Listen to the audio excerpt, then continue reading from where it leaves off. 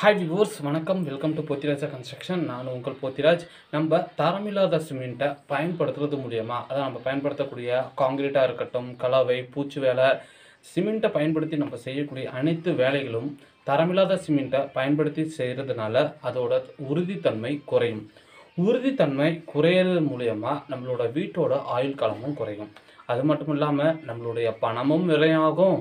அது நம்ம உயிருக்கே கூட ஆபத்தாக அமையலாம். இந்த மாதிரி நம்ம தரமில்லாத சிமெண்ட்டை எப்படி நம்ம டெஸ்ட் பண்ணுறது, ஃபீல்டுலேயே சாதாரணமாக எல்லாரும் எப்படி டெஸ்ட் பண்ணுறது அப்படிங்கிறத பற்றி தான் இந்த வீடியோ நம்ம பார்க்க போகிறோம். ஃபர்ஸ்ட் நம்ம பார்க்கக்கூடியது செக் மேனுஃபேக்சரிங் டேட்.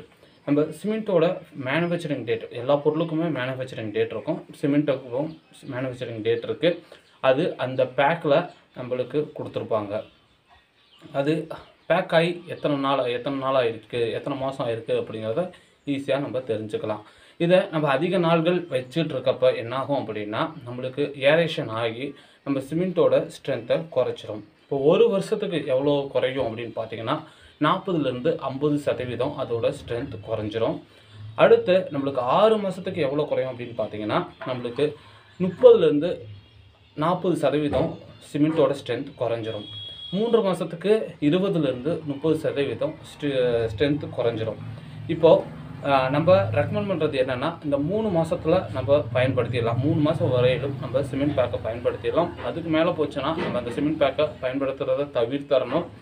இதை நீங்கள் சிமெண்ட்டை அன்லோடிங் பண்ணுறப்பயே செக் பண்ணிக்கிறது ரொம்ப நல்லது.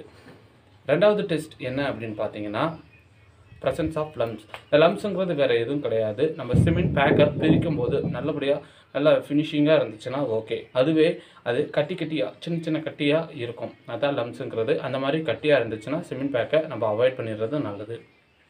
மூணாவது டெஸ்ட் என்ன அப்படின்னு பார்த்தீங்கன்னா, ஃப்ளோட் டெஸ்ட். இந்த ஃப்ளோட் டெஸ்ட் அப்படிங்கிறது சிமெண்ட்டில் நம்மளுக்கு அதிகப்படியான டெஸ்ட் இருந்துச்சுன்னா அதுவும் சிமெண்ட்டோட ஸ்ட்ரென்த்தை குறைச்சிடும். இந்த ஃப்ளோட் டெஸ்ட் எப்படி பண்ணலாம் அப்படின்னு பார்த்தீங்கன்னா, பக்கெட்டில் தண்ணி எடுத்துக்கணும். தண்ணியில் ஒரு கைப்பிடி சிமெண்ட்டை நம்ம போட்டிங்கன்னா அது மிதந்து அதுக்கப்புறம் கொஞ்சம் கொஞ்சமாக உள்ளே போயிடும்.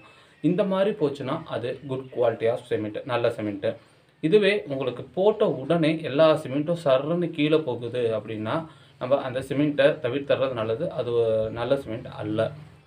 நாலாவது டெஸ்ட் என்ன அப்படின்னு பார்த்தீங்கன்னா, கலர் டெஸ்ட்டு. இந்த சிமெண்ட் பேக் ஓப்பன் பண்ணோன்னு பார்த்தீங்கன்னா கிரே கலரில் இருக்கும். இந்த மாதிரி இருந்துச்சுன்னா இது குட் குவாலிட்டி ஆஃப் சிமெண்ட். இதுவே பார்த்தீங்கன்னா அதோட கலர் கொஞ்சம் டல்லாகி கிரே கலர் கொஞ்சம் அதை விட கம்மியாக இருந்துச்சுன்னா அது நம்மளுக்கு ஏரேஷன் இந்த மாதிரி ஏதாச்சும் அட்டாக் ஆகி அதனால் அதோட கலர் கம்மியாக இருக்கலாம். இல்லாட்டி நாள்பட்ட சிமெண்ட், அதாவது சிமெண்ட் மேனுஃபேக்சரிங் பண்ணி அதிக நாளாக இருந்தாலும் அந்த மாதிரி நமக்கு இருக்கும். Temperature test. நம்ம சிமெண்ட் பேக்கை ஓப்பன் பண்ணி சிமெண்ட்டுக்குள்ளே கையை விட்டிங்கன்னா சில்லுன்னு ஒரு கூலான உணர முடியும். அந்த மாதிரி இருந்துச்சுன்னா அது குட் குவாலிட்டி ஆஃப் சிமெண்ட். இதுவே பார்த்திங்கன்னா வார்மாக கொஞ்சம் ஹீட்டாக இருந்துச்சுன்னா அதுதான் பேட் குவாலிட்டி ஆஃப் சிமெண்ட்டு. அடுத்த டெஸ்ட் என்ன அப்படின்னு பார்த்தீங்கன்னா, சிமெண்ட் ஆல்ட்ரேஷன் டெஸ்ட். நம்ம சிமெண்ட்டு நம்மளுக்கு மேனுஃபேக்சரிங் ஆகி வரும் பொழுது அது சரியான முறையில் வரலைனாலும் நம்மளுக்கு சிமெண்ட்டோட ஸ்ட்ரென்த்தை குறைச்சிடும். இதில் நம்மளுக்கு சிமெண்ட்டை நம்ம கையில் எடுத்து நல்லா நசுக்கி அதாவது தடவி பார்த்தீங்கன்னா நம்மளுக்கு ஸ்மூத் ஃபினிஷிங் இருக்கும். அந்த மாதிரி சிமெண்ட்டுங்க தான் நல்ல சிமெண்ட். அதுவே நம்மளுக்கு கொஞ்சம் குறுனையாக திப்பியாக இருக்குது அப்படின்னா அது சரியான முறையில் மேனுஃபேக்சரிங் ஆகி வரல. அது சிமெண்ட்டோட ஸ்ட்ரென்த்தையும் குறைச்சிடும். அதை நம்ம பயன்படுத்தக்கூடாது. அடுத்த டெஸ்ட் என்ன அப்படின்னு பார்த்தீங்கன்னா, செட்டிங் டெஸ்ட். இந்த டெஸ்ட் பண்ணுறதுக்கு நம்மளுக்கு 100 கிராம் சிமெண்ட்டு, அதுக்கப்புறம் அதோட வாட்டர், இது ரெண்டையும் மிக்ஸ் பண்ணி ஒரு பிளேட்டில் நம்மளுக்கு ஒரு ஷேப் பண்ணிடணும். ஷேப் பண்ணி முடித்தோன்னே வாட்டரில் அதை 25 ஹவர்ஸ் முழுகி வைக்கணும். 24 மணி நேரம் நம்ம அதுக்குள்ளே முழுகி வைக்கணும். அதாவது நம்ம செஞ்சு வச்ச ஷேக் ஆகாமல் எதுவும் ஆகாமல் மெதுவாக உள்ளே வச்சிடணும். 24 மணி நேரத்துக்கு அப்புறம் அதை எடுத்து பார்த்தா நம்ம எப்படி வச்சோமோ அதே ஷேப்பில் இருந்துச்சுன்னா குட் குவாலிட்டி ஆஃப் சிமெண்ட். அடுத்த டெஸ்ட் ஸ்ட்ரென்த் டெஸ்ட். இந்த டெஸ்ட் பண்ணுறதுக்கு ஒரு சிமெண்ட் பிளாக்கை நம்ம செய்யணும்.